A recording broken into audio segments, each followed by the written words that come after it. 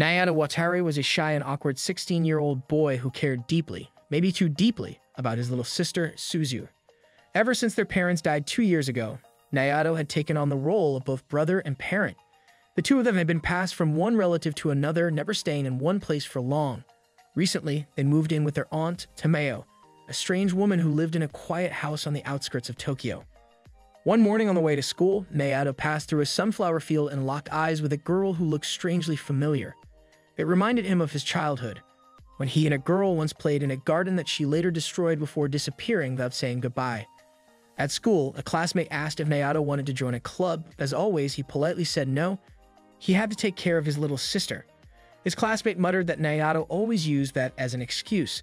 Then Toki, another classmate, approached him with an idea about joining a casual group, but Nayato gave the same answer. Toki respected him for being such a caring brother and said he was also really close with his grandfather. Nayato was glad that Toki didn't tease him like others, calling him sister-obsessed.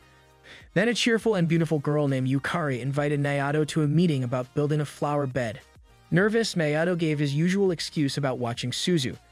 Still, Yukari offered to drop off notes at his house, since they lived nearby. Before leaving, she affectionately called him little brother, making his heart race. At home that evening, Nayato cooked dinner for Suzu and asked how old she had turned last month. 10, she shouted happily. Later, as he washed the dishes, Aunt Tameo arrived and teased him for looking like his father. She handed him an envelope with a large allowance and told him to buy something nice for Suzu's birthday. Then, oddly, she joked that giving him money felt like giving it to her big brother.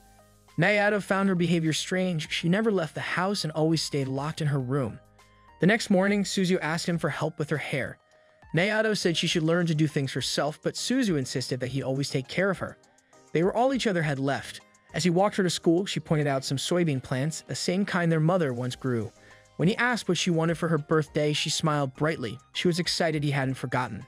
As they walked, a blonde girl wearing the same school uniform followed behind.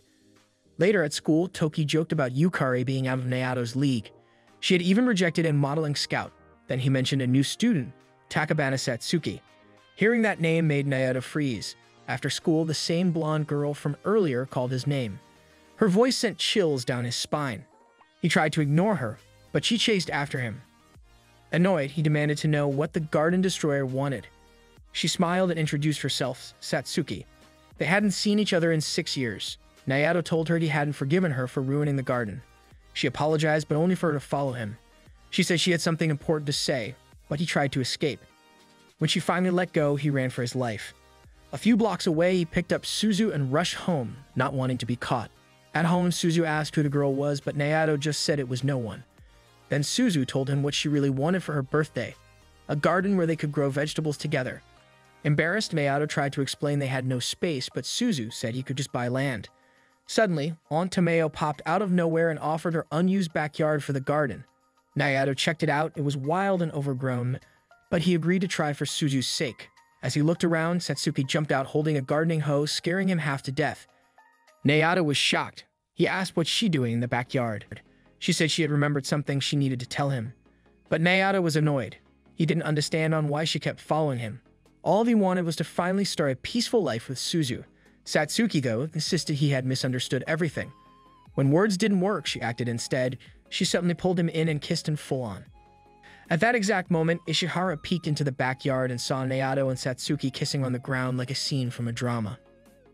And Satsuki didn't stop there. She kept kissing him over and over. And truthfully, Nayato wasn't sure he hated it. He woke up later in bed, confused.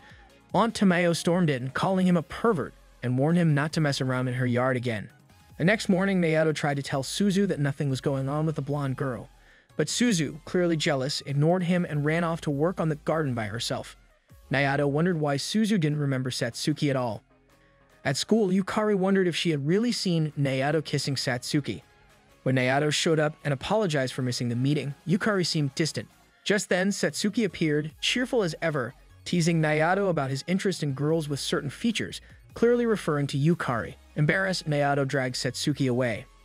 On the balcony, she returned the gardening hoe she had borrowed 6 years ago. She reminded him of the times they spent in Shinshu, how they became close friends after he offered her a tomato. His mom once said the girl had a crush on him, but then she destroyed the garden and vanished. In the present, Nayato asked her why. She still refused to explain but said she wanted to truly apologize. She even suggested he could punish her in a naughty way, but Nayato yelled at her to stop messing around. Feeling guilty, she left. Later, Toki asked Nayato to help with something. On the way home, Nayato noticed Yukari avoiding him. She used to be his comfort in high school, but now everything felt messy. Then Satsuki showed up carrying Suzu, who had hurt her knee. Nayato panicked and grabbed his hoe, but Suzu explained that Satsuki had only helped her and even joined in the garden work. Suzu said she remembered Satsuki from their old house in Shinshu and didn't mind them being friends. That evening, Satsuki walked home with them. She claimed that the garden in Shinshu had actually belonged to her before the Wataris moved in. Before she could explain more, Yukari showed up and asked to talk alone. The next day, she and Nayato met at the supermarket to buy supplies for the school garden. Suzu and Satsuki stayed behind to take care of their own garden. At the store, Yukari asked if Nayato was dating Satsuki. He said no and tried to confess his feelings, but couldn't. As they left the store, Suzu suddenly appeared, clearly upset. Seeing her big brother with another girl, she became jealous and started scolding him. To calm her down, Nayato gave her a special gift, a blue gardening hoe he picked out just for her. He knew Suzu didn't like pink or anything too girly. While they were talking, Satsuki quietly slipped away without saying anything. Then, out of nowhere, Yukari blurted out that she loved Nayato. She said it was because of how kind he was to his sister. Realizing what she'd said, she panicked and tried to take it back. But she was so embarrassed, she ended up running away. Suzu looked around and asked where Satsuki had gone. Back home, Suzu proudly showed off her new hoe to Aunt Tamo. Meanwhile, Nayato stepped outside, wondering if Satsuki had somehow wandered into the backyard again. Sure enough, he saw a flash of blonde hair in the garden, just like that summer 6 years ago. Satsuki welcomed him back and asked how his date went. Nayato explained, awkwardly, that he was only with Ishihara because the rest of the group didn't show up. Satsuki laughed and said she wanted to go on a date too, but quickly brushed it off as a joke. Still, Nayato told himself not to fall for her tricks again. He didn't want to feel the same hurt he felt when she left years ago. Looking at the yard, he noticed it was strangely clean. Satsuki casually said she had kept her promise, not by pulling out all the weeds, but by digging everything up all at once. Without warning, she started taking off her sweaty clothes right there in the yard. Nayato quickly stopped her just in time. But then, as always, Aunt Tameo opened the door at the worst possible moment. Seeing the two of them like that, Aunt Tameo lost her temper. She shouted at Nayato, gave him a harsh scolding, and hit him with full force, making it very clear she was done putting up with any of this nonsense in her house. After Aunt Tameo stormed off, Nayato and Satsuki stood up and quietly moved away from each other. The whole situation left Nayato feeling uneasy. To clear his head, he decided to take Suzu for a walk and told Satsuki to go home. But instead of leaving, Satsuki followed closely behind them, saying her house was in the same direction. As they walked, Satsuki casually asked if they were moving again. Nayato, surprised she noticed, admitted that they might. He said he was hoping he and Suzu could finally settle down somewhere for a while. When he told her that his personal life wasn't her concern, Satsuki grabbed his tie and made him face her. Calmly, she said she already knew what had happened to his family. Though it made him uncomfortable, Nayato started to open up. As the sun went down, he told her about how he and Suzu ended up living with Aunt Tameo. Their parents' marriage was never accepted by either side of the family, and after they died, no one really wanted to take them in. They had been passed around from one reluctant relative to another until they ended up with Tameo. Satsuki interrupted, saying that maybe Tameo cared more than she showed. After all, she let them use her backyard to start a garden. Then Satsuki pulled out a few seed packets and handed them to Nayato. Before leaving, she told him that if he and Suzu ever got kicked out, they could come live with her instead. Later that evening, Suzu woke up and realized Tameo was still upset, especially since Nayato hadn't come home yet. She held Nayato's hand and made him promise that wherever he went, he would always take her with him. Meanwhile, Tameo had just finished her shower and was looking for her glasses, only to find her cat had run off with them. While chasing the cat, she accidentally ran into Nayato, who had just come home to apologize. Embarrassed, she ran back into the bathroom. From outside the door, Nayato got on his knees and begged her to let them stay a little longer so he and Suzu could finish the garden. He said it would take time before the vegetables could grow, and he wanted to stay at least long enough to see it happen. Tameo suddenly opened the door, now fully dressed, and asked for her glasses. After putting them on, she bluntly asked if Satsuki was his girlfriend. Nayato quickly said no, she was just a childhood friend. He also added that he had no plans to start any relationship because his only focus was Suzu. Just then, Suzu came into the room and asked if Nayato was done apologizing. Tameo looked at her and told Nayato that if he really cared about Suzu, he should focus on the garden instead of messing around with girls. Nayato smiled. Those words made it clear they were allowed to stay. Excited, Suzu asked if Tamayo would help them with the garden. Tamayo refused, saying she had no plans to do any hard work. Nayato found that odd, remembering how their father once said he and Tamayo used to garden together. At the mention of her brother, Tamayo's mood changed completely. She snapped at him, warning him never to bring up her brother again. Both Nayato and Suzu were left wondering what happened between her and their father. The next day, Satsuki joined them on the walk to school. Suzu happily talked to her about everything that had happened, while Nayato silently questioned why Satsuki kept tagging along. Satsuki noticed his gaze and playfully teased him, making the morning feel lighthearted and peaceful for all three of them. A few days later, the seeds they planted started to sprout. Nayato explained that they were growing a special type of radish that would be ready in about 20 days. Then he brought up a more serious topic. He had found Suzu's test results on her desk and was worried about her grades going down. Suzu suggested he tutor her. With no other choice, Nayato agreed, but not before scolding her a little and reminding her that she needed to learn to be more independent. She didn't seem to take it seriously and clung to him, saying he would always be there to take care of her. At school, Nayato remembered that midterms were coming up. Yukari offered to study with him, but he turned her down, thinking he might slow her down. She kindly asked him to at least think about it and then walked off with her friend. Nayato tried not to overthink it, but his friend Toki teased him about how close Yukari had been lately.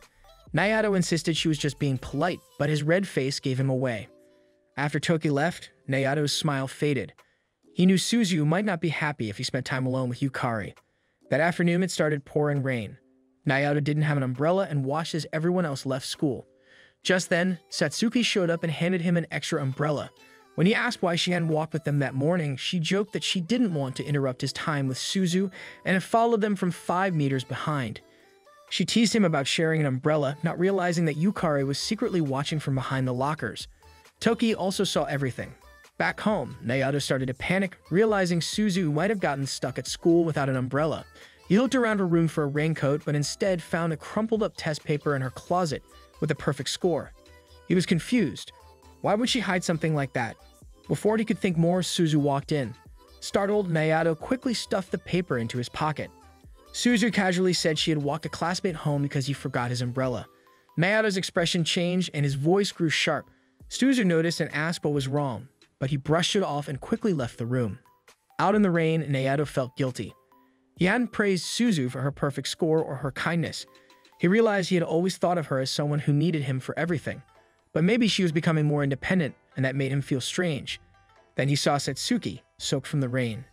He realized she had lied. She only had one umbrella and gave it to him. He felt worse, like everyone was hiding things from him. Maybe even Suzu had been pretending to be helpless so he could feel needed. Satsuki noticed his troubled expression and gently reached out. Nayato said he was fine, but noticed she was still soaking wet. Quietly, he took off his jacket and placed it over her shoulders. He walked her to a rundown apartment nearby and was surprised that she lived so close. When she tried to open the door, the knob fell off. Nayato wondered what kind of parents left her in a place like that. Satsuki told him to go home and warm up, but when he didn't move, she pulled him inside. Nayato hesitated, saying he had to return to Suzu. But Satsuki said Suzu was old enough to be alone. Then she accused him of always ignoring his own feelings and building his whole life around Suzu's needs. Nayato lost his temper. He grabbed Satsuki by the shoulders and pushed her against the wall, yelling at her for saying things she didn't understand. Her silence hurt more than he expected. He turned away and muttered that she would never understand his bond with Suzu. Then he left, leaving Satsuki standing alone. As he walked in the rain, she sat down on the floor, blushing and whispering that she did understand him. Nayato kept walking, thinking deeply. Maybe it was time to stop living only for Suzu. Maybe then he could finally start thinking about Yukari. When he got home, Suzu ran to him, blaming herself for what had happened earlier. Nayato gently calmed her down and gave her sweets to make her feel better. He promised to come home earlier next time. Suzu teared up and reminded him about his promise to tutor her, saying she wasn't smart like other kids. That's when Nayato pulled out the perfect test paper. Suzu's face changed. She grabbed the paper, crumpled it again, and threw it away. Nayato picked it up and told her she didn't need help with math. But Suzu insisted that the score was a one-time thing. She still needed him for everything else. Before Nayato could answer, the room started spinning. His legs gave out and he collapsed. Suzu panicked and ran to call Aunt Tamayo.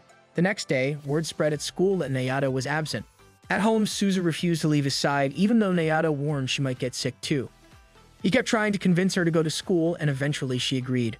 By noon, Nayato woke up and sensed something was off. Sure enough, Satsuki was lying in bed right next to him, staring like nothing was strange. He tried to scold her, asking how she even got inside, but she ignored the question and apologized for getting him sick. She offered him medicine, but it turned out to be a children's suppository. Nayato stared at it in horror, shocked that she remembered such a weird detail about him. She explained it was the kind his mother used to give him. He told her to go to school, but she calmly said school only had morning classes and it was already past noon. She also mentioned trying several ways to wake him up, teasingly hinting they were unusual. Before he could respond, the doorbell rang. Nayato struggled to his feet and opened the door to find Yukari looking worried. Even though he was stressed, he let her inside. She asked to use the kitchen to make him something warm, and he agreed. The moment Yukari left to cook, Satsuki got up and said she would go. She didn't like seeing him with Yukari. But before she left, she sat on top of him and joked that maybe he wanted her to stay. Just then, Yukari called from outside the door saying lunch was ready. Panicking, Nayato quickly pulled Satsuki under the blanket and dove in after her. Yukari came into the room with a warm smile, placing a bowl of food beside him, completely unaware of the blushing Satsuki hidden under the covers. Nayato lay frozen, heart racing, wondering how he would get out of this mess. Nayato still couldn't believe he had agreed to this. Hiding under the blanket had been Satsuki's idea. Somehow, in her mind, it had seemed like a perfectly normal thing to do. Things only got worse when Yukari, who had come to visit, noticed a box of suppositories lying nearby. Nayato panicked and quickly blurted out that they were Satsuki's, trying to sound casual about it. Meanwhile, under the blanket, Satsuki was squirming to get comfortable. She didn't seem embarrassed at all. In fact, she held Nayato tightly, clearly enjoying the situation. Nayato, on the other hand, was sweating nervously and praying Yukari wouldn't notice anything weird. Yukari leaned in to check his forehead. She thought he might still have a fever, but thankfully didn't realize why he was actually heating up. She kindly reminded him to eat and drink water before heading out, finally giving Nayato some relief.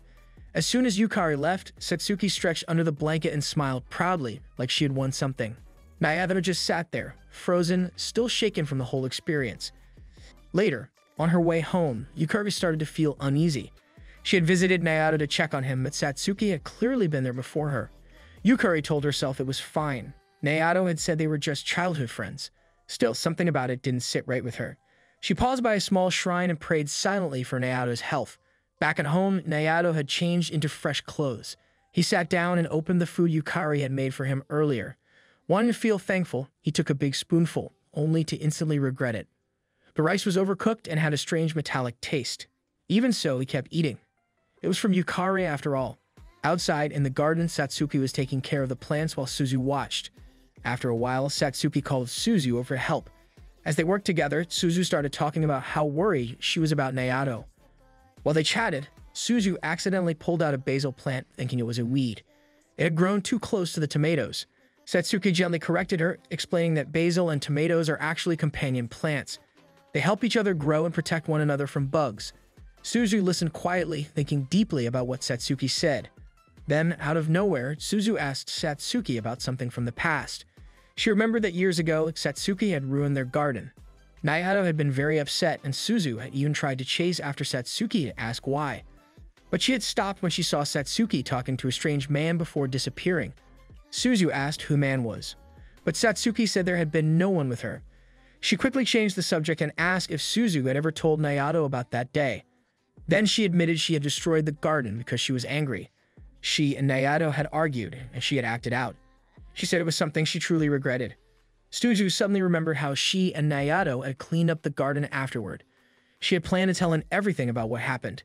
But when the chance came, she didn't. Instead, she used the situation to get closer to her brother. She wanted to be someone he could rely on and share something special with him.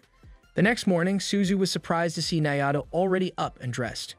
He said he was feeling much better and joked that Yukari's porridge had cured him, though honestly, he couldn't remember much after eating it. Nayato also noticed that Suzu had gotten ready for school all by herself. She said she wanted to be a little more independent now, but she added that she still wanted to depend on him for some things. At school, Nayato wanted to thank Yukari properly, but she was always busy or surrounded by classmates. Some guys warned Nayato not to get his hopes up.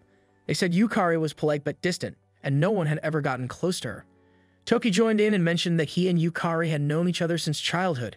He said that Yukari always ended up in strange situations, even though she seemed calm and quiet. Nayato realized that being beautiful probably came with its own problems, Later on his way home, Nayato saw Yukari turning down a group of boys who had confessed their feelings, but she noticed Nayato watching and walked over at him. He finally got a chance to thank her for visiting him when he was sick. Just as he was about to leave, Yukari surprised him by inviting him to a study session. They found a quiet corner in the library and began to study together. After a while, Nayato asked her something that had been bothering him. He wanted to know why Yukari was being so nice to him. Yukari smiled and said part of it was because he was a transfer student. That made Nayato feel a bit disappointed. But then Yukari added there was another reason. She said they had actually met once before he transferred to the school. Back then, Yukari had stayed late at school for her club duties. Wanting to change out of her uniform, she had gone into an empty classroom. Just then, Nayato had suddenly burst in, not noticing her state of dress, and had started asking questions. He was looking for Suzu and had been too focused to see anything else. Yukari said she never forgot that moment. Even though she had been caught off guard, she was surprised by how worried Nayato was for his sister. That memory stayed with her, even if he didn't remember it at all. Nayato felt terrible after hearing what Yukari had gone through. He didn't remember anything about it, but he admitted it probably happened. Yukari, her cheeks red, told him she admired how much he cared for Suzu. She said he felt different from the other boys, most only cared about girls for shallow reasons. She even mentioned the group of guys near the station she had rejected, calling them pushy and scary. That was why Nayato stood out. He was genuine and kind. Nayato suddenly felt a chill. Yukari looked like she wanted to say something more, but instead, she apologized for rambling and left. As she walked out of the library, she saw Satsuki standing nearby. Yukari wondered if Nayato and Satsuki had made plans to meet, but Satsuki casually said she was just waiting for him because she felt like it. Yukari nodded and walked off without saying anything else. Later, Nayato shared everything Yukari had told him with Toki while eating ramen. Nayato thought Yukari was just letting him down gently and didn't want him to see her in a romantic way. Toki disagreed and said it could mean something else, but Nayato didn't get the hint. He decided he would do his best to stay pure in Yukari's eyes so they could keep being friends. Suddenly, Satsuki appeared and said he shouldn't force himself and should just be his true self. That night, Nayato looked at the notes he and Yukari had written together and thought about her words. His classmates' teasing echoed in his mind. He tried to ignore it, but he couldn't stop imagining Yukari's face. Then Satsuki's face suddenly popped into his head, which made him feel even more confused. He remembered the blanket incident from the day before and thought how nice it would have been if Yukari had been there instead of Satsuki. Just then, he noticed Suzu, who had been sleeping next to him, wide awake and staring at him with an annoyed, disappointed glare. Nayato froze in panic and quickly said he needed to go to the bathroom. Meanwhile, Yukari was showering at her house, but her thoughts drifted back to what Satsuki had said. The way Satsuki acted so naturally around Nayato made her uneasy. Yukari wondered if she really was just a childhood friend to him or maybe something more. Still, she chose to believe in Nayato and told herself to be braver so she could confess her feelings someday. The next morning, Nayato was watering plants in the yard. He looked exhausted. Suzu, working on the vegetable patch, complained to Satsuki that Nayato had been acting weird since yesterday. Curious, Satsuki tried to talk to him, but when Nayato turned around, he accidentally sprayed her with cold water from the hose. Soaked, Satsuki sat on the ground while Nayato panicked and backed away, telling himself over and over not to look. At school later, Satsuki teased Nayato about his distracted behavior, saying it was probably Yukari related. She also mentioned that because Nayato had sprayed her with cold water that morning, she got soaked through her clothes. Nayato then realized what that might mean. She could be wearing nothing underneath at school. He panicked, but Satsuki just smiled and said she'd be fine. It was only exam day and all she needed to do was sit. Then Yukari showed up and greeted Nayato. He immediately tried to act normal and claimed he wasn't talking to Satsuki, but Satsuki had already left. Nayato kept glancing at her skirt nervously, which Yukari noticed. Wanting to get his attention, Yukari suddenly invited him to hang out after exams, and even said he could bring Suzu. Just then, a strong wind blew through the hallway and lifted a few girls' skirts.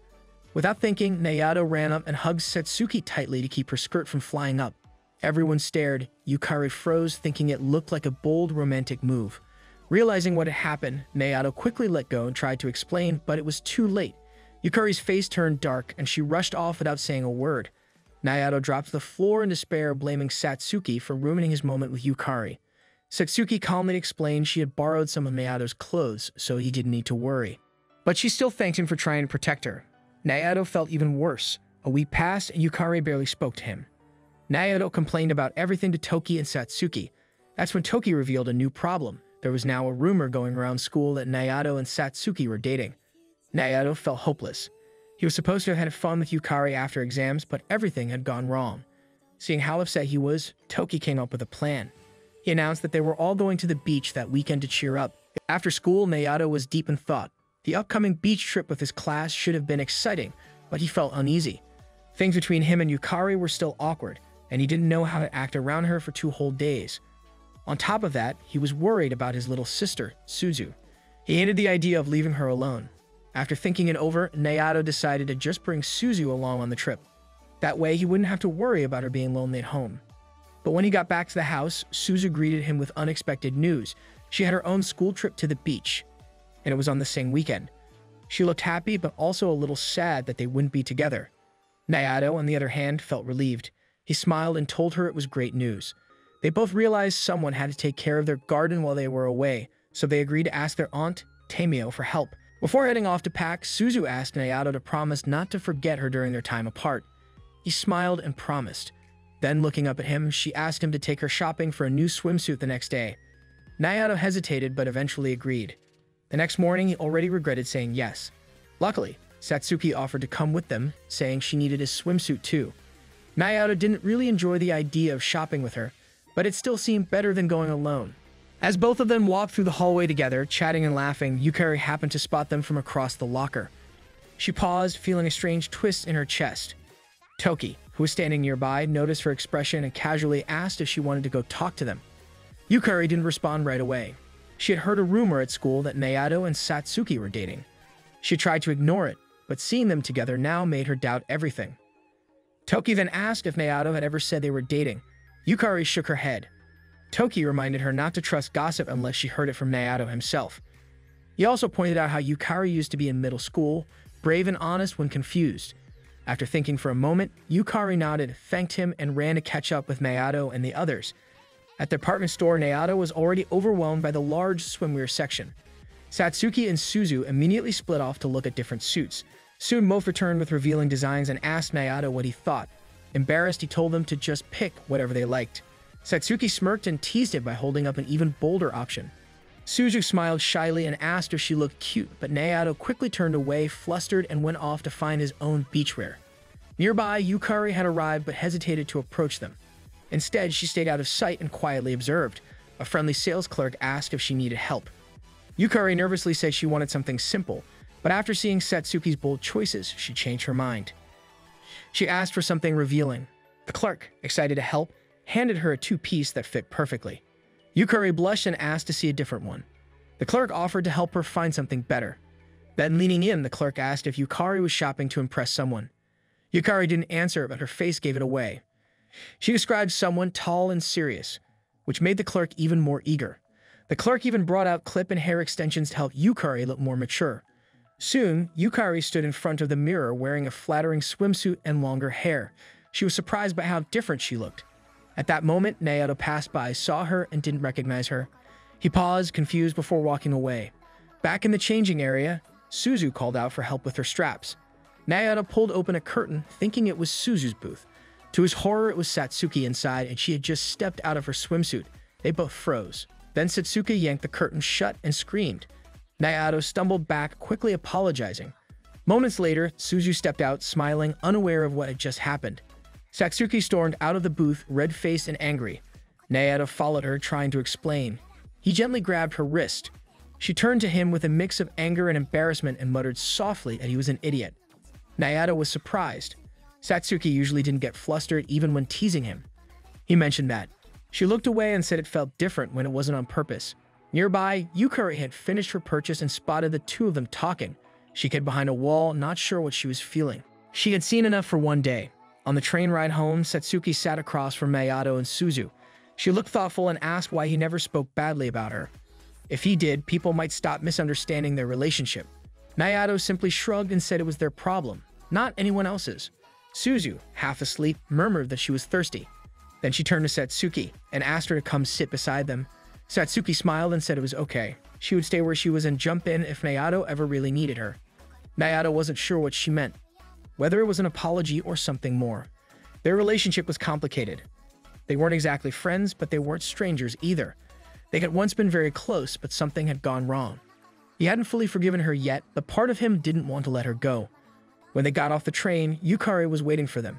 She didn't hesitate and asked if Naoto and Satsuki were dating. Naoto tried to explain that they were just childhood friends, but Yukari didn't believe him. She brought up the time she saw them kiss in the garden. Naoto panicked. Satsuki stepped in and smiled calmly. She said it had just been a kiss.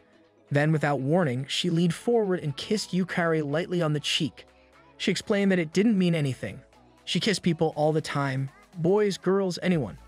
She admitted she had kissed Naoto too, but said it didn't mean anything romantic. Yukari still looked confused, but slowly nodded. Suzu tugged on Naoto's sleeve and asked for a drink, so they all headed to a vending machine. Yukari tried to calm down, telling herself the kiss didn't mean anything. Still, her heart was racing. As she turned to leave, Naoto called her name. He told her again that he and Satsuki were just old friends.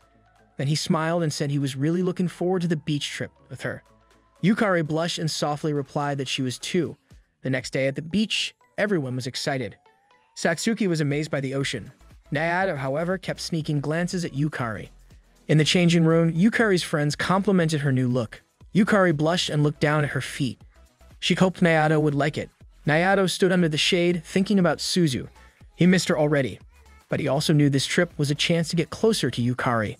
As he looked around, he spotted her laughing with a group of classmates. He wanted to talk to her, but wasn't sure how. Just then, he noticed Satsuki arguing with a guy.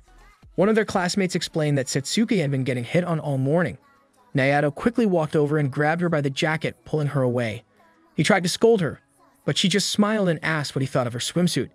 Naoto looked away, flustered. She sighed and asked why he wasn't spending time with Yukari. When Naoto asked if she was planning to swim, Satsuki admitted she didn't know how. She had always skipped swim class. This was her first real beach trip. She had never even gone with her family. Naoto was surprised. Even after all these years, there were things he didn't know about her. Satsuki said she wanted to try swimming today. Naoto encouraged her, but warned her not to go alone. Just then, Toki walked up and handed Naoto a note from their group. It was a list of things to buy. He said Yukari would be joining him. Naoto took the note and walked off, not noticing the smile Satsuki gave him as she watched him go. When Naoto met Yukari at the shop, he was so nervous he could barely look her in the eye. Yukari misunderstood, thinking maybe he didn't like her swimsuit. To break the silence, Naoto unfolded the paper, but all it said was, "Go have lunch together." They both realized Toki had set them up. And for once, Naoto didn't mind at all. While Naoto and Yukari were off doing their errand, Satsuki and Toki ended up spending some time together by the beach. The others were playing or relaxing, but Satsuki stayed off to the side, quietly watching everything from a distance. She admitted to Toki that she didn't usually get along with other girls, which was why she preferred to keep to herself. Curious about her quiet attitude, Toki asked if she had feelings for Naoto. Satsuki didn't deny it. She admitted she liked him, but quickly added that she had no interest in being his girlfriend. Her feelings weren't about wanting to date him. They were something quieter, something she didn't expect anything from. Toki seemed satisfied with her answer. He told her that in that case, he continued to support Naoto and Yukari. He went on to say that he had also made a decision. He no longer wanted to pursue Yukari as a girlfriend. Whatever feelings he had were fading now, and he felt at peace with that. Meanwhile, Naoto and Yukari walked side by side through rows of colorful food stalls. The salty breeze from the sea mixed with the smell of grilled food and sweets. They wandered slowly, trying to decide what to eat. Naoto wondered aloud if Yukari might want something light and sweet, like shaved ice. Yukari smiled at the suggestion and joked about how it would probably dye her tongue a funny color. Then playfully, she stuck her tongue out, catching Naoto off guard. His heart skipped a beat, and he quickly looked away, trying not to blush. After a moment of thought, Yukari pointed out that they should try something with more protein first. She mentioned they could always come back later for shaved ice, and maybe even share one together. Naoto nodded, still feeling lightheaded from her playful gesture. A little while later, Yukari returned holding several sticks of yakitori. The vendor had given her extra, so they found a quiet place to sit on some nearby stone steps. They ate in silence for a while, enjoying the warm, flavorful food and the peaceful moment. Naoto felt incredibly lucky to be sitting there beside her. The sun was still high, but the shadows were beginning to stretch across the beach. Their meal was occasionally interrupted by people walking past them. A few guys glanced at Yukari's way and made side comments. Some even tried to talk to her, hinting that she should ditch Naoto and come hang out with him instead. Yukari tried to ignore them, but Naoto could tell it made her uncomfortable. Sensing the mood change, Naoto gently suggested they head back to their group. Without thinking much of it, he took her hand to guide her through the crowd. Yukari didn't resist at first, but after a few steps, she nervously asked him to let go. Naoto immediately did, apologizing and then complimenting her swimsuit. his words stumbling out awkwardly. He quickly added that he hoped he didn't sound weird or creepy. To his surprise, Yukari smiled and said it made her happy to hear that from him. For a moment, everything felt right again. Just then, a voice called out from nearby. Yukari turned toward the sound and recognized Fujioka, a senior from their school. He approached them casually, spoke a few kind words, and complimented her. Though the exchange was brief, something about it left Yukari uneasy. She didn't say anything at first, but her smile faded as she watched him walk away. After a few moments of silence, Yukari told Naoto that she wanted to go back to the hotel. Back at the beach, Toki began to worry. It was getting late, and Naoto and Yukari still hadn't returned. He glanced around at the others, wondering if he should go look for them. Satsuki reassured him, saying Naoto was probably just being his usual self, easily distracted.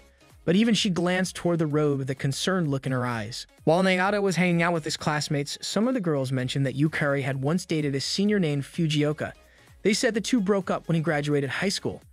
The news left Naoto feeling a little uncomfortable, even though he tried not to show it. When he brought up to Toki, his friend suggested that instead of guessing, he should ask Yukari directly. Later that day, Naoto walked back to the hotel, feeling a little uneasy. As he approached the entrance, he spotted Fujioka looking around. Fujioka noticed him too and asked if he had seen Yukari. Naoto replied politely that Yukari had already gone back to her room and suggested Fujioka ask the hotel staff for help if needed. The two introduced themselves properly, and Fujioka even gave Naoto a small pack of snacks before walking into the hotel. Even though Fujioka seemed friendly and polite, Naoto couldn't help but feel intimidated. Fujioka had the kind of confident, charming personality that made Naoto wonder if Yukari might still have feelings for him. Just then, he heard Satsuki's voice behind him. He suddenly remembered that he had promised her they'd go swimming earlier. He quickly apologized for forgetting. Satsuki accepted his apology, then playfully took his hand and placed it on her chest, calling it a gift to cheer him up. She smiled and walked into the hotel, leaving Naoto red-faced and flustered outside. Meanwhile, Fujioka found Yukari and the two walked through the hotel's garden. As they talked, Fujioka said he wanted a fresh start and invited her to have dinner with him. Yukari agreed, though she seemed unsure. After he left, Satsuki approached Yukari and told her that Toki said their classmates would be having dinner together. She also mentioned that Naoto had been feeling confused and upset about her and Fujioka. As they talked, the two overheard some boys gossiping about Satsuki. A few said she seemed easy, but Naoto suddenly jumped in and defended her, saying people shouldn't judge her like that. Satsuki blushed at his words but didn't let Yukari know they had overheard everything. Yukari then told Satsuki she wouldn't be joining the group dinner. When Satsuki asked if it was because of Fujioka, Yukari calmly said he wasn't her boyfriend, and in fact, she had never dated anyone. She walked away, remembering how she had once turned Fujioka down in high school, though no one believed her back then. Later, as the class gathered for dinner, Satsuki informed the group that Yukari wouldn't be coming. The girls were quick to assume she was off reconnecting with Fujioka, but Satsuki told them that Yukari had denied ever dating him. Before anyone could argue, Toki came in and told the group the rest of their classmates had already gone to the restaurant. Naoto, who had overheard the conversation, became even more curious. Something about Yukari and Fujioka's past didn't feel right. At dinner, Yukari thanked Fujioka for the evening, but painful memories began to return. Even though she had turned him down, Fujioka had acted as if they were dating. People assumed they were a couple, and Yukari had been too afraid to speak up and correct them. Just before his graduation, she tried again to reject him, but he promised to wait for her and see her again one day. Now, Yukari brought up that winter day. She told him she hadn't expected him to follow through, especially since he never contacted her afterward. Fujioka explained that he wanted to wait until she finished school, but Yukari confessed she liked someone else. Fujioka then asked if that person liked only her. His words made her feel uneasy, and she suddenly got up and left the restaurant. Back at the hotel, Naoto and Satsuki hadn't joined the others for dinner. Naoto admitted he felt helpless. Soon, Fujioka walked in alone and handed them a note Yukari had left at the restaurant. She wrote that she wanted to walk back alone. After reading it, Satsuki said Yukari probably didn't like Fujioka and couldn't stand being near him anymore. Just then, Toki arrived to check on them. Naoto told him about Yukari and Toki offered to help. He tried calling her, but Fujioka said she wasn't answering. Surprisingly, Yukari picked up Toki's call. He told them she took a wrong turn, but was heading back. Then turning to Fujioka, he firmly said Yukari felt uncomfortable and asked him to leave. Fujioka agreed and left quietly. Afterward, Toki admitted he had lied. Yukari wasn't coming back yet, but he had learned where she was. He gave Naoto his phone and told him to go find her. Naoto hesitated, unsure what to say. He glanced at Satsuki, but Toki insisted he go alone. Naoto finally left to look for her. Meanwhile, Satsuki, annoyed by Naoto's uncertainty, went off to take a bath, feeling frustrated that he kept turning to her for help with his problems about another girl. While Naoto searched, he called Yukari using Toki's phone. Yukari answered, surprised to hear his voice. She told him not to worry and that she just wanted to be alone for a while. What she didn't know was that Naoto had already found her and was standing nearby. He gently asked her if she could share what she was feeling. As he spoke, Yukari finally looked up and saw him. Naoto walked closer, saying he didn't like seeing her sad. Yukari brought up Satsuki, saying she still had doubts about him dating her. She nearly slipped and revealed her true feelings to Naoto, but instead, she turned to run away. She tripped and fell, breaking the heel of her shoe. Naoto rushed over and saw that she was crying. He offered her a piggyback ride, saying he was used to carrying Suzu anyway. Embarrassed, Yukari said she was heavy, but Naoto reassured her. As he carried her back to the hotel, he asked if something about Fujioka had made her uncomfortable. Yukari asked to be put down. Once on her feet, she explained that she and Fujioka had never dated. Everyone just assumed they had, and she had been too afraid to speak up. She admitted she wanted to change and be more honest from now on. She also said she wanted to confess her feelings to the person she truly loved. Naoto, unaware she was talking about him, encouraged her to do so and promised to support her no matter what. Yukari then told him she admired him, especially after seeing how he defended Satsuki. She said she wished she had that kind of courage. She was about to confess again when suddenly, Fujioka arrived with some classmates. Shocked, Yukari hid behind Naoto, who noticed how uncomfortable she looked. He stepped forward and told everyone that Yukari had never dated Fujioka. The crowd went silent and began whispering. Fujioka smiled and claimed they were still a couple. He turned to Yukari, expecting her to agree. But this time, Yukari stood tall. She said they had never dated and that she never wanted to see him again. When Fujioka tried to grab her wrist, Satsuki appeared and kicked him away. She told him off and threatened to call the police for stalking. Fujioka panicked and left after angrily threatening to report her. Later, Yukari's friends apologized for believing Fujioka all this time. She admitted it was partly her fault too. Toki remained worried, but Yukari promised she would be stronger next time. Meanwhile, Satsuki and Naoto sat together. He brought her some rice balls, saying they had both missed dinner. As they ate, he joked about her becoming popular. But Satsuki stopped him. She said she wasn't interested in anyone else, only him. She wanted to understand why he was still kind to her even after what happened 6 years ago. Then, without warning, she kissed him.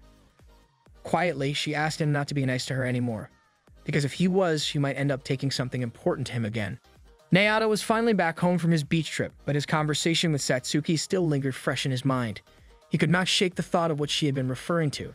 His mind drifted back to the day before she had wrecked the garden, when she had come over to hang out. They had been sitting together, watching a romantic drama on TV. In the show, the main couple decided to run away together, and Naoto, feeling impulsive, had suggested that he and Satsuki should do the same. They had stepped out into the warm daylight and started walking through their quiet little town. The journey had been longer than they anticipated, and Naoto had eventually noticed that Satsuki's steps were slowing and her face had grown pale from fatigue. Still, she refused to admit she was tired. Instead, she asked him to take her even farther away. He had agreed, and the two had kept walking, making a promise that they would stay together no matter how far they went. Their adventure ended when the sun sank low and the street lamps flickered on. Returning home, they found Naoto's parents waiting. Since it was already late, his parents offered to drive Satsuki home, but she declined and turned to leave on her own. When Naoto called after her to say goodbye, she looked back at him, but the memory blurred in his mind. He could no longer recall the expression she had worn. He was still trying to piece it together when Suzu ran up and threw her arms around him, delighted to see him home again. They lay together on the engawa, enjoying the soft breeze and the quiet company. Suzu looked out at the overgrown garden and casually mentioned that they would clean it up the next day. Naoto wondered silently if Satsuki would come to help the way she used to. The next morning, Yukari stood before her mirror, rehearsing how she would confess her feelings to Naoto. She became flustered by her own reflection, but quickly reminded herself of the promise she had made to Satsuki, that she would finally tell him. Yet the weight of her nerves made her realize she probably wasn't ready after all. Elsewhere, Satsuki stepped out of her apartment and was startled to see Naoto standing right in front of her. He asked why she had not come to help in the garden that morning. She responded with a sharp question of her own, wanting to know if that was truly the only reason he had sought her out. Naoto faltered but insisted she should keep her promises, especially since she had been there every morning before school until now. Satsuki studied him quietly, then remarked that she had expected him to bring up the fact she had kissed him 2 days ago. She wanted to know if he had felt anything from those kisses. When he admitted that he had, she pressed further, asking if he actually liked being kissed by her. She confessed that she had always thought he harbored resentment toward her. Mayado told her that he did not hate her. He admitted that he had been upset about the garden, but more than that, he had been hurt and confused when she vanished afterward without a word.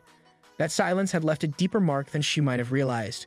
Satsuki's expression remained unreadable, which only frustrated him more. She reached out, gently tilting his chin upward with her fingers, and asked if he had been afraid she might disappear again because she had not shown up that morning. She tried to draw out whether he still had feelings for her, but Nayano firmly told her that whatever feelings he had once held were now in the past. Her face hardened at his words. Turning away, she said she wanted nothing more to do with him, then walked off in the opposite direction from school. As she vanished from sight, Nayado became aware of someone else's presence. Behind him, Suzu stood with a serious expression. She told him that they needed to talk after school. At school, Yukari was the first to greet Nayado, shyly asking if they could speak in private. She led him to a quiet spot and thanked him for the help he had given her during the beach trip. She had intended to confess, but before she could, several of her admirers arrived, eager for her attention. As she awkwardly waved them off, a few friends explained to Nayato that now that Yukari was confirmed to be single, she would be swamped with confessions for some time. Nayato listened but found his thoughts drifting back to the trip, remembering how his plan had been to grow closer to her. Meanwhile, Satsuki had skipped school entirely, lying on the grassy bank of a river with her eyes closed. Toki found her there and asked if she was all right. To his surprise, she spoke openly about her feelings for Nayato and admitted that part of her still hoped to get what she wanted. When he asked what that was, she gave an answer meant only for his ears. His eyes widened in shock. She added that Nayato could never understand it, nor even Toki himself. But Toki quietly told her that he thought he understood at least some part of it. Later, Nayato spotted Satsuki arriving at school with Toki, and the sight caught him off guard. He wondered if something was going on between them. Even though she had once claimed she wasn't interested in Toki, the image stayed in his mind. Yukari called out to him, but he didn't hear, and she watched him walk away with a deflated look. By the end of the day, Yukari had gathered her courage again. She approached Nayato and asked if he would walk home with her. But just then, the school announcement summoned her club to clean the pool, and she remembered her obligation. Nayato sensed that Yukari was not quite herself. Later, he stumbled upon her in the boys' locker room, changing clothes. Before he could speak, he noticed a group of boys heading their way and quickly stepped inside, closing the door behind him. Yukari fumbled for words, flustered and embarrassed. Nayato realized she was in the wrong changing room and told her so. When the realization hit her, she froze in mortification. Nayato tried to buy Yukari some time by holding the door shut as the boys outside tried to force their way in. After a while, they gave up and decided to change near the pool instead.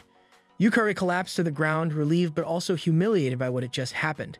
Nayato crouched to check on her, but quickly turned away when he realized her state of undress. Before he could leave, she stopped him and asked him to keep his back turned. While changing, she began speaking about their first meeting, noting how it strangely resembled the situation now. When she finished dressing, she walked toward him with her feelings ready to be voiced. But at that exact moment, the door swung open and Nayato stumbled forward, falling on top of her. He quickly apologized, but before she could lose her nerve, she blurted out her confession. Then, flustered, she stood and ran off, leaving him stunned and unable to process what had happened. Later, as Nayato walked toward the school gates, he found Yukari waiting. He awkwardly greeted her, still unaware of what her earlier words meant. Her confusion deepened when he didn't react to her feelings, and only then did Nayato realize what she had said back in the changing room. Embarrassed, she told him he didn't need to answer right away before turning to run, only to bump into a wall. Forcing a small smile, she reassured him she was fine and hurried off again, leaving him standing there in shock, realizing his crush. When Nayato arrived home, Suzu was waiting. She asked if anything had happened at school, but he claimed nothing had. Changing the subject, she asked if things were all right between him and Satsuki. Nayato grimaced, remembering Satsuki telling him she wanted nothing to do with him. Suzu gently suggested she didn't believe Satsuki truly hated him, adding that she had grown fond of the girl as well. She handed him a bag of cherry tomatoes and encouraged him to visit Satsuki and make amends. Later, Nayato went to Satsuki's apartment, wondering if she was home. The door was unlocked, and inside he found a nearly empty unit. The place felt cold and lifeless, hardly a home at all. He wondered how her parents could leave her in such conditions. The memory of her sad smile before their fallout came back to him, making him wonder if things could have been different had he spoken up sooner. While looking around, he spotted a calendar on the wall. Scrawled notes revealed she had a part-time job, and the day's entry showed she would be handing out flyers at the station. He went there, and just as expected, found her among the crowd promoting a Chinese restaurant. She was dressed in a cuter outfit than usual, attracting the attention of a nearby group of men. Nayato felt awkward and flustered when she noticed him, and after a cold glare, she walked toward a mascot character, then back to him. Before they could speak further, her boss rushed over in a panic, explaining that the person inside the mascot costume had collapsed from the heat. Spotting Nayato, the boss pleaded for him to step in. Soon, Nayato was wearing the stifling panda suit, standing beside Satsuki. His attempt to keep up appearances was interrupted when a group of children knocked him over, causing Satsuki to lose her balance too. She looked irritated, but they continued working. Despite the awkward start, Nayato became surprisingly popular with younger girls, charming the crowd while keeping a close eye on men who got too close to Satsuki. When their shift ended, her boss thanked Nayato for helping. Tired but satisfied, Nayato realized the day had turned out better than expected, even earning him enough money to buy Suzu a small gift. As he prepared to leave, Satsuki asked how he had found her, and he admitted to visiting her apartment and seeing the calendar. She scolded him for trespassing, but quickly dropped the matter. When he suggested she fix her door, she dismissed it, saying no one cared about her anyway.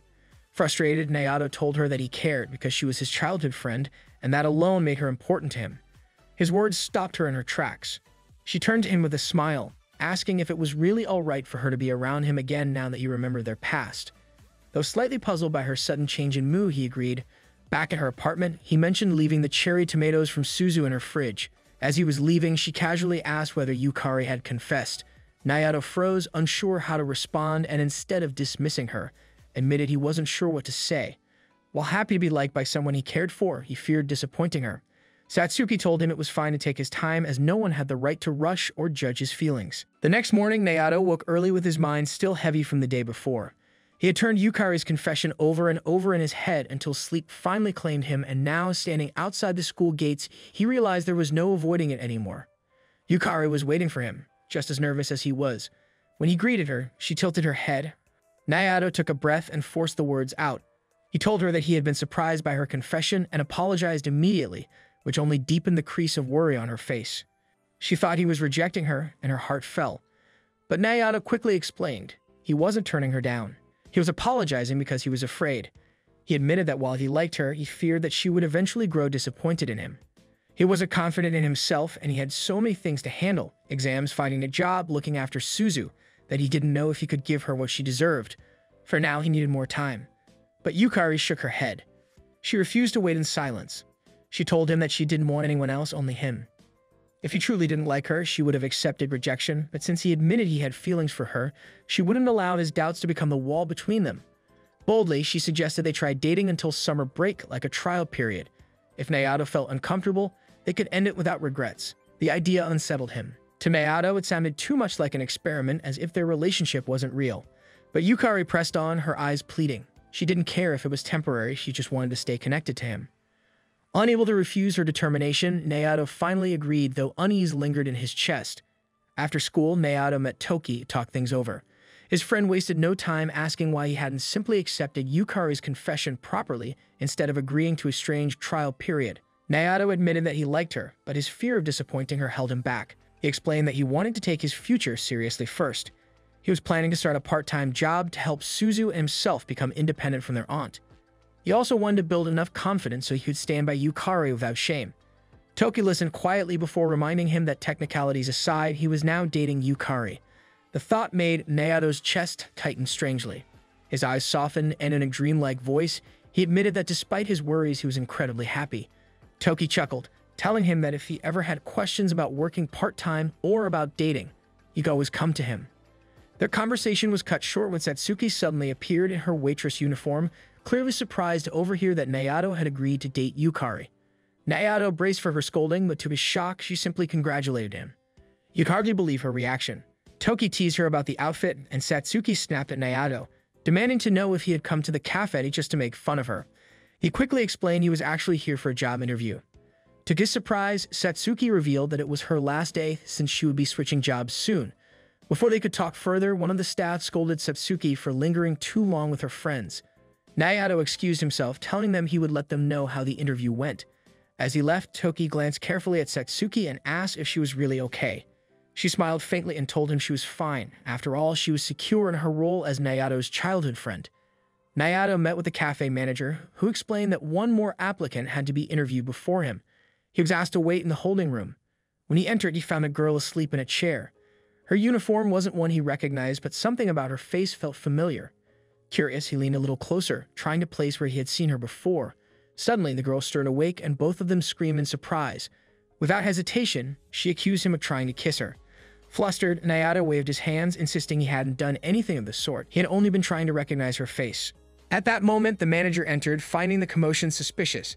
The girl immediately pointed at Nayato, claiming he had tried to take advantage of her. Nayato protested desperately, repeating his explanation.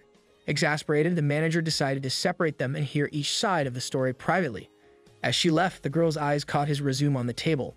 She read his name softly herself as if curious. Later, Nayato eventually finished his interview, though his heart was heavy with the thought that the misunderstanding might have doomed his chances. He walked slowly toward the station, his thoughts tangled, when he heard a familiar voice call out. Yukari was there, breathless from chasing after him. Nayato apologized for being so hard to reach lately and promised that once he saved enough money, he would buy a smartphone to make things easier. Yukari brightened instantly and suggested they go somewhere together the next day. She wanted a proper date before exam season began. The following afternoon, Suzu's expression clouded when she saw Yukari with them. She still didn't know about their relationship. Nayato reassured Yukari that he would tell his sister soon, but promised to do it at the right time. Yukari then introduced herself to Suzu.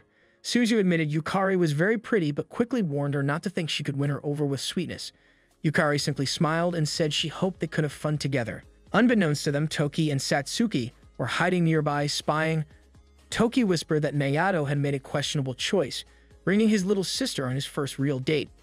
Satsuki said nothing, only continued watching as though she couldn't look away.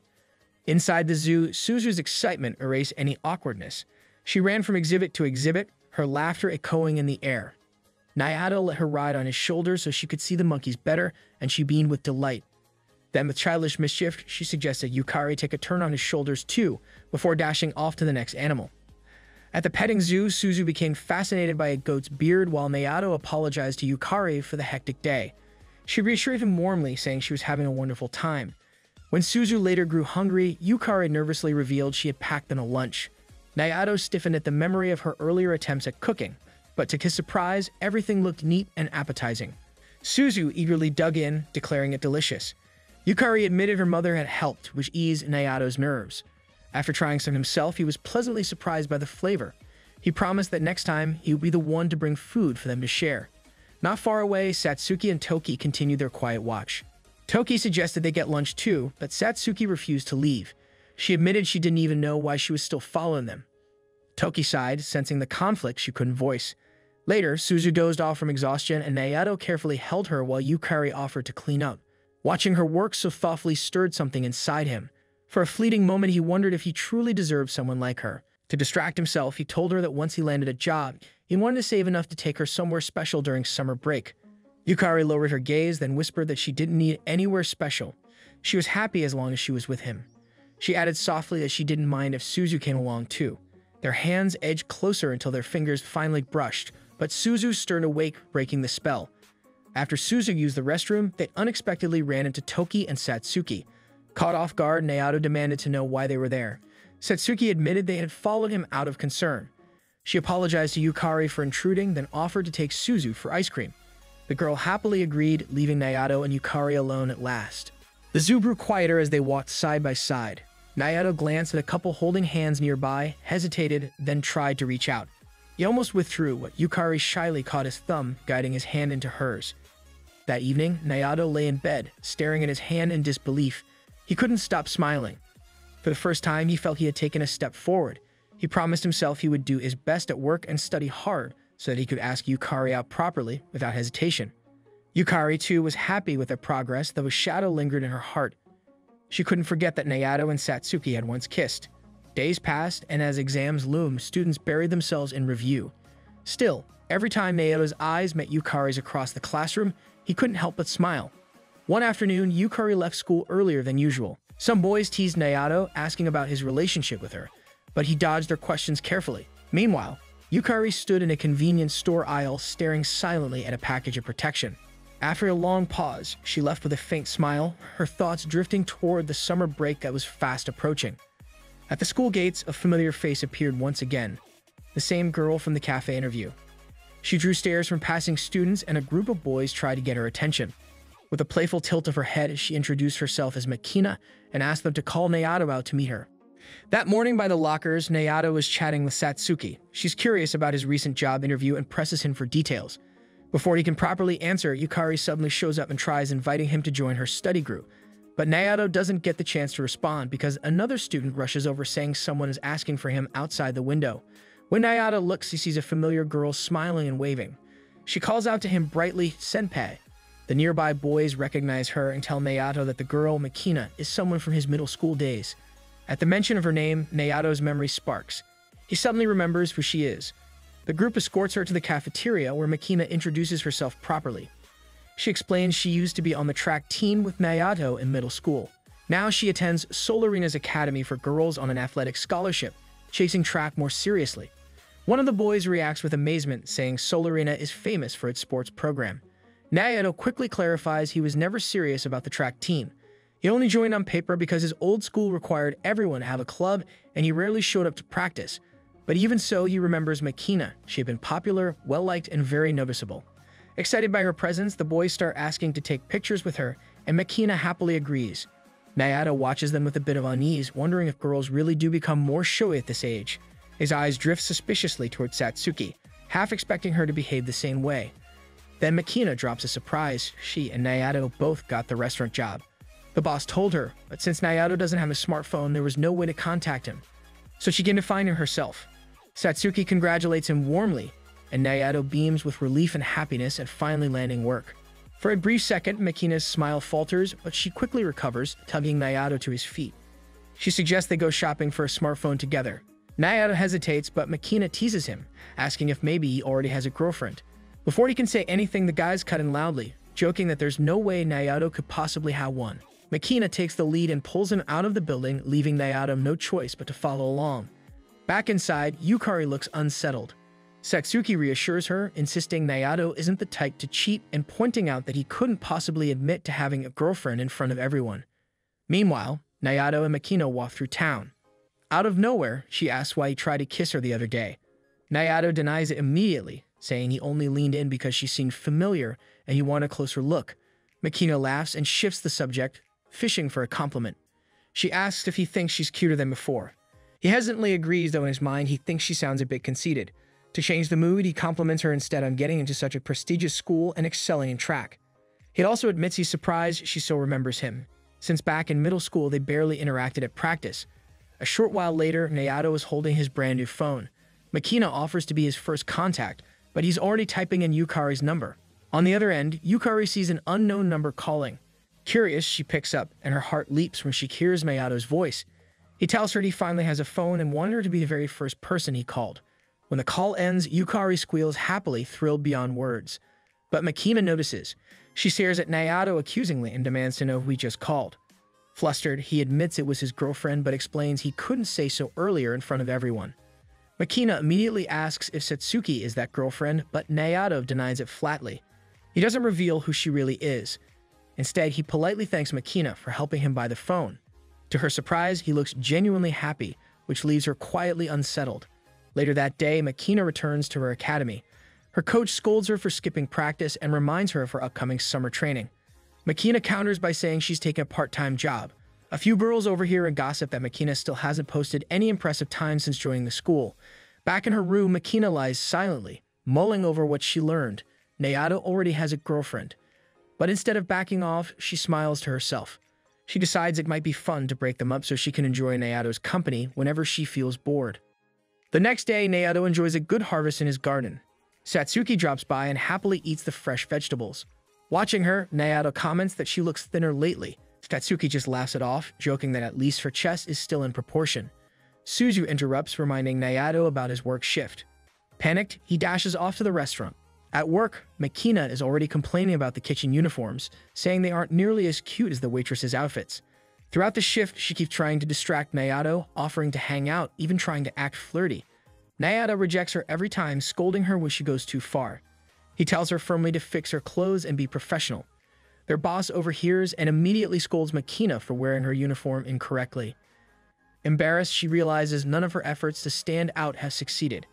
Later, she struggles to tie her messy hair. Seeing this, Nayato offers to help, carefully tying it back. He explains he used to do his little sister's hair every morning. Hearing this, Makina suddenly realizes maybe Naoto sees her as a younger sister too, since she's younger than him. But then Naoto lightly scolds her, saying that by high school she should already know how to manage her own hair. He quickly softens his words, adding that he knows she's capable because she's always been amazing as long as he can remember. With renewed energy, Makina snaps into focus and works hard for the rest of her shift. She even earns praise from the boss. Naoto tries to congratulate her, but she brushes him off. In the locker room afterward, she reflects on the day. She had planned to do the bare minimum, but instead found herself actually working hard, and the praise felt surprisingly good. Then she notices someone else in the room. Satsuki. Casually, Satsuki cups Makina's chest and remarks that Naoto prefers bigger ones. Before Makina can react, Satsuki leaves, leaving her stunned and confused. Later, Naoto is waiting near the spot where he's supposed to meet Yukari when Makina suddenly rushes up. Makina suddenly told Naoto to break up with Satsuki. Surprised, he repeated that Satsuki wasn't his girlfriend. But Makina pointed across the street where Satsuki was walking. Remembering that Satsuki had mentioned changing jobs, Naoto ran after her with Makina following. They ended up in a street lined with bars and cosplay signs. Embarrassed by the place, Naoto tried to send Makina home, but she refused. Just then, Makina's track captain spotted them and scolded her for being with a boy there. She even suggested Naoto was the reason Makina had skipped practice. Red-faced, Makina dragged her captain away. Checking the time, Naoto realized he was late for his date with Yukari. He pushed his worries aside and hurried off. On their date, Yukari asked about his job. Naoto explained he worked with Makina but only thought of her as a younger sister. Relieved, Yukari walked with him until they reached her home. Shyly, she said she wanted him to visit someday once she improved her cooking. Naoto promised, though his thoughts kept returning to Satsuki. Later, Naoto visited Satsuki's apartment to check on her. He worried she might be working somewhere unsafe. Touched by his concern, she dodged his questions and instead massaged his tired feet, saying she had felt the same when she started working. Without warning, Satsuki grabbed Naoto's foot and began massaging it. Naoto was confused, briefly wondering if this had to do with her secret job. When she pressed too hard and hurt him, she quickly apologized and tried again more gently. As her hands moved higher up his legs, Naoto grew nervous. He looked away, trying to ignore the tension, until she reached too close to his thighs. Finally, he told her to stop, reminding her that he was already committed to Yukari. Satsuki said she didn't fully understand the limits between them but promised not to cross a line that would ruin their bond. Still, she asked quietly when childhood friends stopped being just friends. Naoto didn't know how to answer, until his phone buzzed with a message from Yukari. The moment broke and Satsuki pulled back, apologizing and saying she was only joking. She then showed him a flyer, explaining she worked at a steakhouse with good pay, and that the alley he saw her in earlier was just a shortcut. Relieved, Naoto felt calmer. Satsuki smiled, saying her family was fine, but she preferred not to contact them. Their talk ended when Naoto's phone rang again. It was Makina. She asked if he would be her boyfriend for the weekend fireworks. Naoto refused, but the next day Makina sulked. She pleaded that she had already told everyone she would be going with her boyfriend. Naoto suggested she ask Toki instead. Makina hesitated, then asked if Naoto was going with his own girlfriend. He avoided the question, saying he'd just be on break. The next day, Toki texted Naoto, telling him he should invite Yukari to the fireworks. It would surely make her happy. Encouraged, Naoto didn't hesitate. He picked up the phone and called her right away. But to his disappointment, Yukari already had plans. She was going to watch the fireworks with her old hometown friends. Yet, in a quiet, almost whispering voice, she admitted something else. She said she would actually prefer it if it could be just the two of them. Maybe the week after or even later. Her words were so soft, Naoto barely caught them, and instead of repeating herself, she simply apologized for turning him down. Feeling let down, Naoto turned to his little sister Suzu. Maybe she would want to go. But when he asked, Suzu shook her head. She already had plans to watch with a friend. She even suggested Naoto tag along and maybe he could invite Satsuki too. Naoto wasn't eager about that, but then Suzu remembered Satsuki had work that day anyway. So in the end, Naoto agreed to join Suzu and her friend since he had no better option. That night, he texted Yukari and let her know. She replied warmly, saying it was fine, and then suggested they could still meet during the festival, even if only for a little while. She was sure she could slip away from her friends. The thought of seeing her, even briefly, made Naoto's heart race, so they agreed to meet at the shrine around 7. The day of the festival arrived. Suzu introduced her friend, a cheerful girl named Rinin, who complimented Suzu's outfit. Suzu laughed, admitting she had wanted to wear a yukata but gave up because it was too hard to walk in. Hearing that, Nayato realized Yukari might actually wear one that evening. But then his phone buzzed, a message from Toki. Alarmed, Nayato quickly called and Toki explained that things had been fine at first, but suddenly Makina bolted toward the shrine without warning. Nayato paled at the news, already worried about trouble. Turning to Suzu, he apologized, saying he had to take care of something urgent, and dashed off toward the shrine. There he found Makina, clearly flustered. She admitted Toki's mature personality had completely caught her off guard. Nayato was surprised, weren't she used to dealing with boys? But Makina shook her head. Toki was different. He felt overwhelming in a way she wasn't prepared for. She confessed being alone with him was new and unfamiliar before quickly catching herself and insisting she be fine with someone like Nayato instead. She explained Toki had gone straight to complimenting her yukata, and only then did Nayato notice she really was wearing one. Suddenly, Makina turned to him, declaring Nayato was the exact type of boy she was used to handling, and demanded he become her pretend boyfriend. Nayato immediately refused, reminding her he already had a girlfriend to meet. But Makina pushed harder, saying she wanted to tag along so she could finally see this girlfriend for herself. Their bickering drew the attention of two guys who swaggered over, trying to convince Makina to ditch Nayato and watch the fireworks with them instead. Both Nayato and Makina tried to make excuses, but the men pressed closer. Nayato realized things could get messy, so he quietly told Makina to follow his signal, and when he shouted for her to run, she had to run. Then, in one sharp move, Nayato gave the signal. Makina sprinted forward with such speed it startled everyone. Even Nayato was surprised before chasing after her. He finally caught up with her by the shrine, but instead of being thankful, Makina fumed. She scolded him for making her run, insisting he should have fought for her. Nayato stood firm. Running was smarter. Fighting would only escalated things and caused more trouble. He said he'd have told his girlfriend the same, and Makina pressed further. And what if running wasn't an option? Nayato answered without hesitation.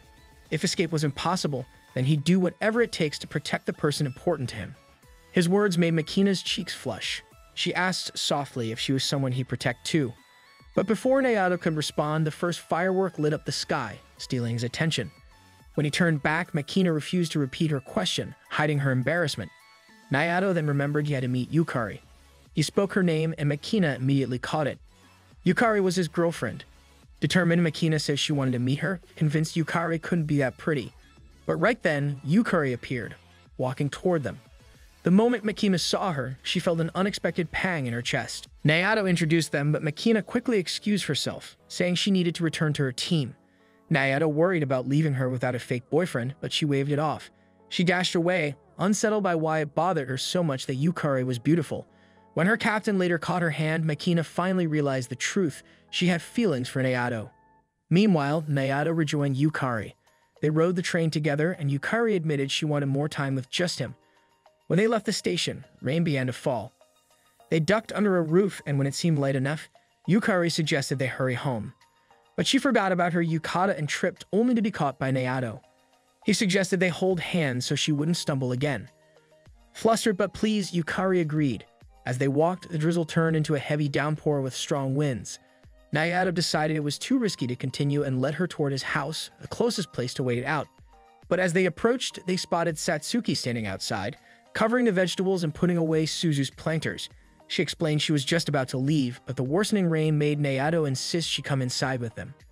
Once inside, Nayato thought about informing Aunt Tameo, but her door was plastered with "Do Not Disturb" signs. He decided to wait until morning.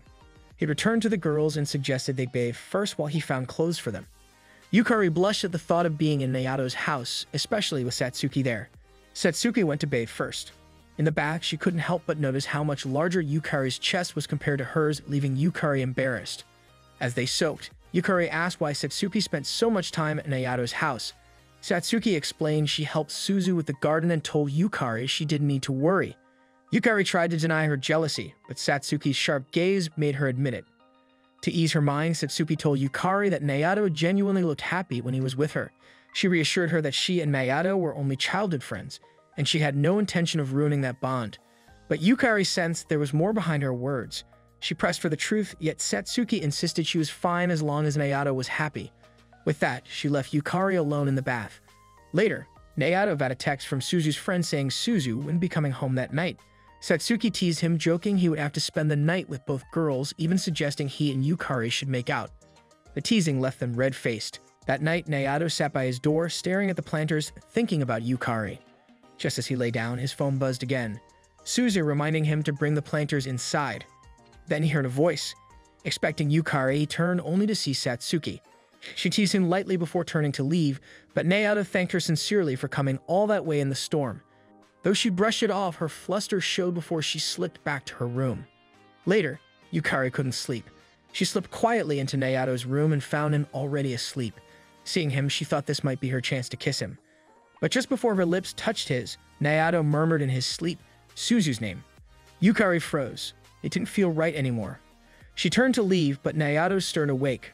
Groggy, he mistook her for Satsuki and scolded her before realizing it was Yukari. Embarrassed, she admitted she couldn't sleep.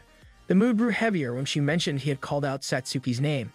Naoto panicked, scrambling for an excuse, but Yukari suddenly pressed him. She said if he did something with her now, maybe it would stop him from thinking about Satsuki, especially before Satsuki realized her own feelings. Naoto assumed she meant a kiss. He wrestled with himself, then closed his eyes and leaned in. But Yukari stood suddenly, surprising him, and then lay down on his bed. Naoto noticed she wasn't wearing pants. His mind spun when had she become so bold. He moved closer, intending to kiss her, but she interrupted again. She asked if it was all right to go all the way since her period had just ended. Naoto froze, realizing she hadn't meant just kissing. She quietly asked if it was okay to go only part of the way. Her trembling hand squeezed his as she admitted she felt safe with him, that he was different from other guys. Her words stirred something deep inside him. But slowly, Naoto let go of her hand and sat back. He explained gently that rushing into something like that wasn't right. For a moment, Yukari's face twisted with hurt, then she suddenly ran out. Left alone, Naoto convinced himself he had made the right choice. Their relationship mattered more than giving into the moment, yet a hollow feeling lingered as if he had missed something important. Back in the girl's room, Yukari hid under the blanket, cheeks burning, tears slipping down her face. Satsuki, still awake, heard her crying. She looked toward the sound and quietly thought to herself, calling Naoto stupid for wasting a once-in-a-lifetime chance. The next morning, Naoto was at the sink washing his face, still lost in his own thoughts. He checked his phone, but strangely, there was no new message. Usually, Yukari would reply instantly, but this time his screen stayed silent. Meanwhile, Satsuki was also awake. She told Naoto that she was heading back to her home. Curious, Naoto asked why, but before she could explain, he said he would tag along since he also had morning duty that day. Soon, the two of them arrived at the new station together. While walking, Naoto hesitated before asking if he could pose a question. Satsuki smiled and told him to go ahead. Gathering his courage, Naoto asked if Yukari had said anything to her last night. Satsuki shook her head, answering calmly that no, Yukari hadn't said a word. But then she added something teasing. She was glad Naoto had managed to restrain himself last night. Hearing that, Naoto blushed furiously and asked how she even knew. Satsuki smirked and explained that she had been in the room right next to his, so of course she heard. Then she turned serious, pointing out that if he had done anything reckless without protection, things could have gotten really messy. Embarrassed, Naoto begged her to stop saying these things out loud. But Satsuki wasn't done. She warned him that if he kept handling Yukari the same way, things between them might spiral into something much worse. Hearing this, Naoto realized with a heavy heart that she was right. He had already made mistakes. Later, the scene shifted to Naoto finally reporting for his duty. Even while working, he kept messaging Yukari. But no matter how many times he sent something, there was still no reply. His mind ran wild. Usually she responded instantly. So was she that angry at him now? Just as his frustration built, a new notification popped up. He rushed to check, thinking it was her at last. But no, this time it was from his little sister, Suzu. He groaned in disappointment. While sweeping the floor at work, he suddenly heard Makina's cheerful voice greeting him. She teased him, saying that although he looked better, his face didn't really show it. Naoto brushed her off, grumbling that he wasn't feeling well and didn't want to be disturbed. Makina tilted her head, wondering what was wrong. She guessed maybe he and Yukari had spent time together last night after the festival, especially since it had rained. Her assumptions annoyed Naoto, and he snapped, asking why she even cared. It wasn't any of her business, so she shouldn't get involved. His sharp words made Makina shrink back, visibly hurt. Realizing he had gone too far, Naoto quickly apologized, admitting he shouldn't have raised his voice like that. Before things got more awkward, their boss entered, holding 2 movie tickets in his hand. With a friendly smile, he explained that since Naoto had a younger sister, he thought they could use these tickets to enjoy an animated movie. He handed one to Naoto and one to Makina before leaving. Not long after, Makina returned the ticket to Naoto, saying she wasn't interested in going. She tried to walk away, but Naoto stopped her and suggested that she come with him to watch the movie tomorrow instead. Surprised but unable to refuse, Makina agreed. Meanwhile, the focus shifted to Yukari. She was sitting alone staring at Naoto's messages on her phone. A pang of guilt washed over her. She regretted how things had gone and even wondered if Naoto might break up with her. Just then, Toki appeared at the library. He greeted her warmly, saying he liked studying there during the summer too. Yukari smiled faintly but grew nervous when he asked if things were okay between her and Naoto. She admitted softly that she wasn't sure. Toki asked more and she confessed her worries. He tried to lighten the mood by teasing her about her clothing, wondering if she didn't feel the heat in such attire. Later, the two of them sat in a cafe together, where Toki encouraged her to talk about everything troubling her. She finally opened up and shared her side of the story. After hearing her out, Toki reassured her. He told her not to worry. Naoto wasn't the type to abandon her over something so small. If she ever felt insecure, she should talk it out rather than bottling it up. Then he gently asked if there was still something else weighing on her. Yukari admitted there was. She feared that Satsuki might steal Naoto away from her. That revelation struck Toki. He hadn't realized how deep her insecurity ran. But now it made sense. He reminded her again that Naoto cared for her, and she thanked him sincerely for motivating her. With renewed determination, she left, telling herself she would try her best to hold onto Naoto. The next day, Naoto, Makina, Suzu, and Suzu's friend all went to the theater with the tickets. Makina was surprised at how young Suzu looked, even teasing that she hadn't expected Naoto's sister to be so little. As the movie was about to begin, Naoto found himself distracted, still waiting for a message from Yukari. Makina leaned over, asking what he was thinking and even questioning if he was cheating on Yukari by bringing her to the movies. Naoto brushed it off, saying he had just brought his sister and friend along, nothing more. Later, as the movie began, Naoto dozed off during the film. Far away, Yukari was desperately calling his phone, trying to apologize. But since his phone was on silent, he didn't notice.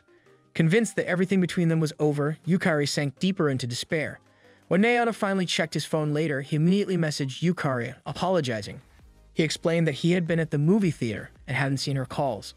Relieved, Yukari smiled, but her relief quickly turned bittersweet when she noticed he had mentioned being at the theater.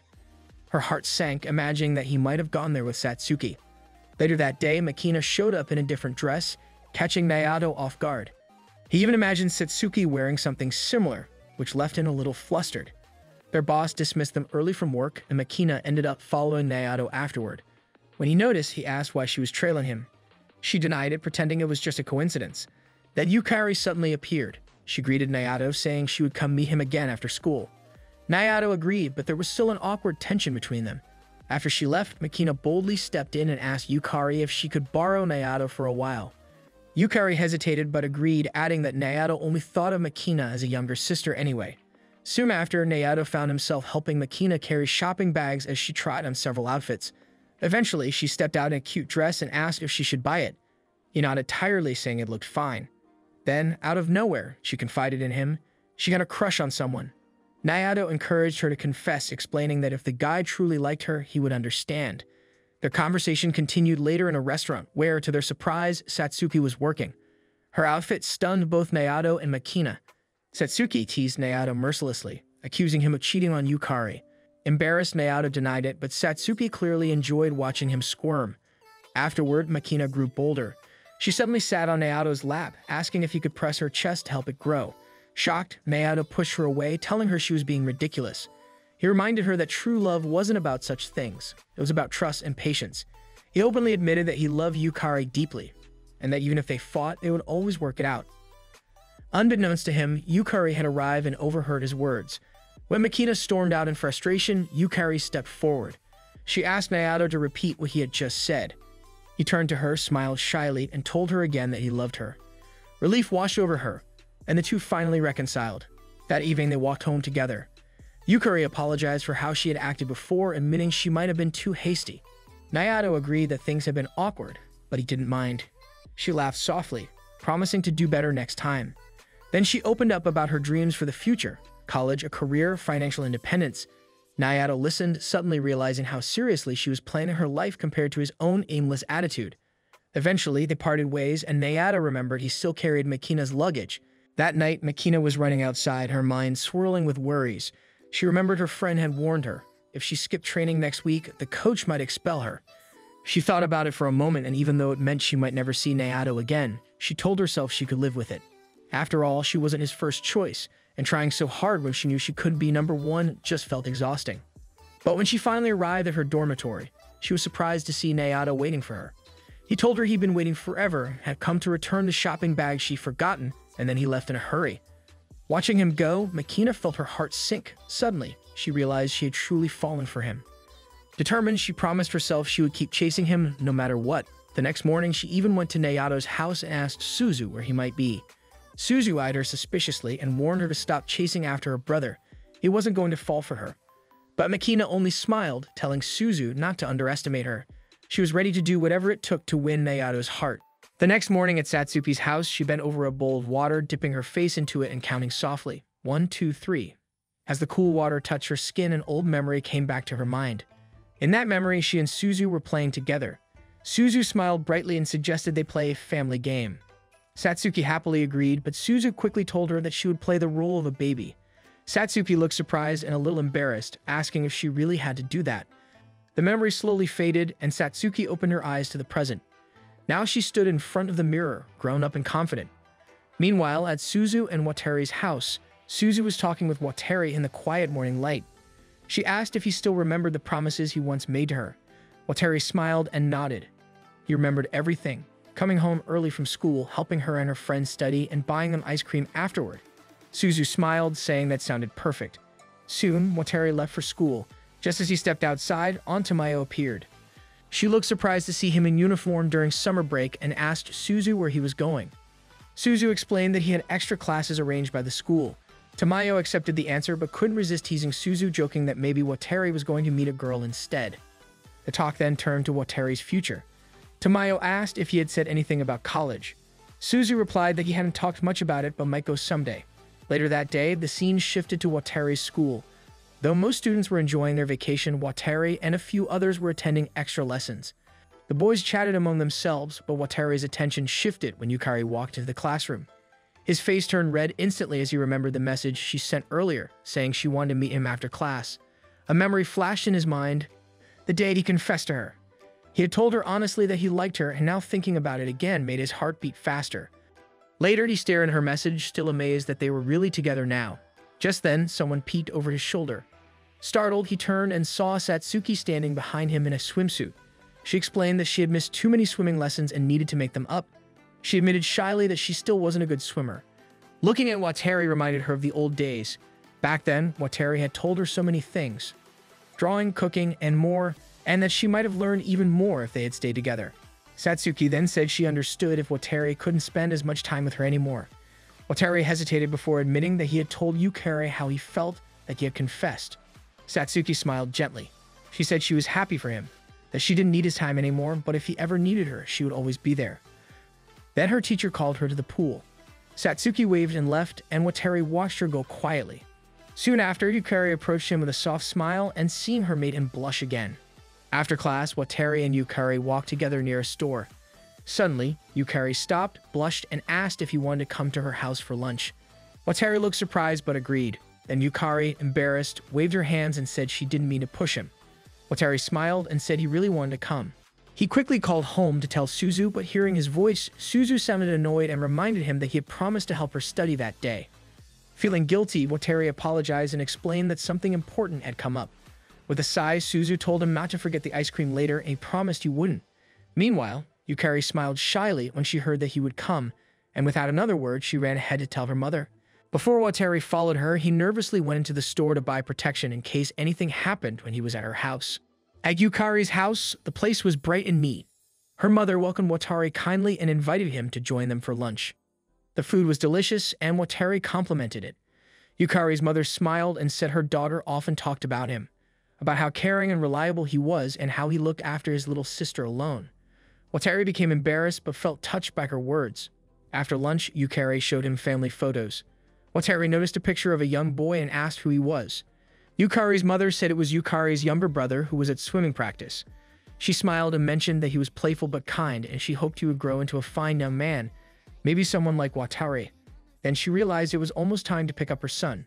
When she left, Wateri realized he and Yukari were now alone in the house. Yukari turned to him, blushing, and suggested they go to her room to study. At her room, Yukari immediately closed curtains, saying they should continue where they left off. The room suddenly felt quiet and warm. Wataru's heart pounded as he tried to calm himself. Then Yukari stepped closer and hugged him. Her voice trembled as she confessed that she wanted to be in a real relationship with him, that she really liked him and had prepared her body for him. While undressing her, Wataru stood frozen, his mind spinning with confusion and emotion. Just then, the door suddenly opened. Yukari's mother had returned early, saying her son's class had ended sooner than expected. The two of them somehow manages to quickly step apart and act nothing happened. Her mother then asked Yukari to make tea for Wataru, and Yukari nervously rushed to the kitchen to make one. While Yukari was walking, her mother noticed that her shirt was loose. After Yukari left, Wataru insisted that he will go help Yukari make the tea, but after standing up, he accidentally pushed over a small bag and something fell from it, a packet of protection. Yukari's mother noticed it right away. Wataru nervously picked it up and quickly excused himself. Before he could leave, Yukari's mother gently told Wataru that Yukari was still a child and that he should remember that. Wataru's face turned pale. Ashamed and speechless, he immediately hurried out of the house. Outside, the sun was blazing hot. Wataru walked aimlessly, his heart full of regret and confusion. He felt guilty and lost, not knowing who to talk to about what just happened. The heat grew stronger, his vision blurred, and soon he fainted. When he opened his eyes, he found himself lying under a bridge. Satsuki was standing beside him, looking worried but relieved. She said she found him passed out from the heat and had helped him recover.